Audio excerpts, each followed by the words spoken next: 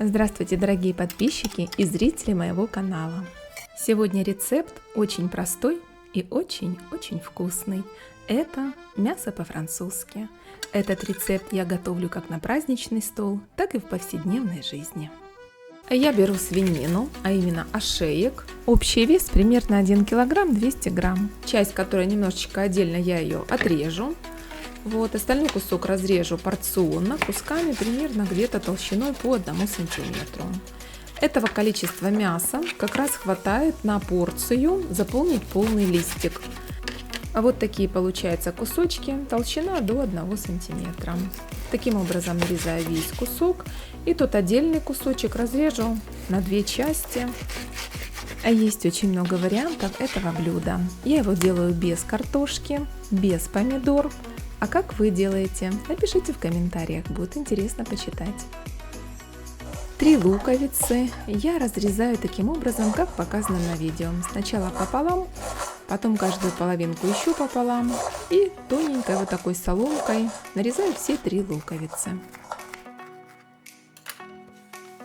250 грамм твердого сыра натираю на крупной терке. Начинаю собирать блюдо. Я беру листик, ничем его не смазываю, мясо и так жирное, и выкладываю куски мяса таким образом, чтобы полностью вся площадь листика была заполнена мясом. Сейчас это блюдо несколько теряет свою популярность, сказывается мода на здоровое питание, все должно быть низкокалорийное, но все равно я его обожаю и люблю. Мясо я сначала засыпаю слоем лука. При этом лук я распределяю между руками таким образом, чтобы все частички были отдельные друг от друга. Как вы обратили внимание, мясо я не солю и не перчу, поскольку у нас будет слой сыра и майонеза, в сыре достаточно и перца, и соли. Следующим слоем идет сыр, натертый на крупной терке. Его также распределяем равномерно по всей поверхности. Верхний слой – это майонез.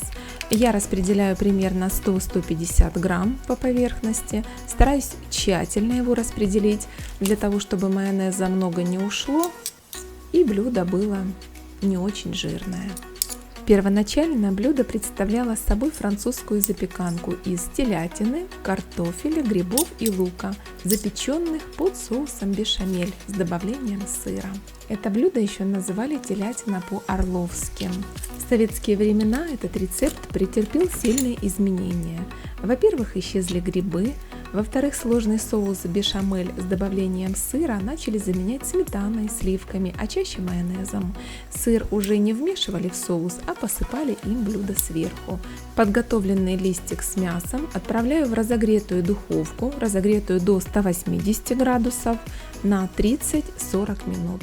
Все будет зависеть от вашей духовки.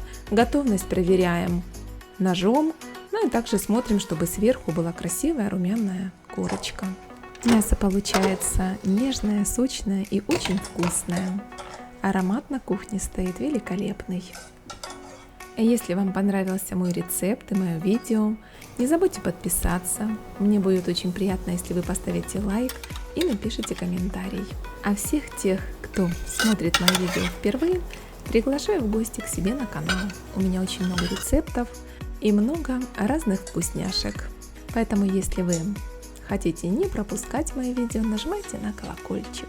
Ну что ж, до новых встреч. Пока-пока.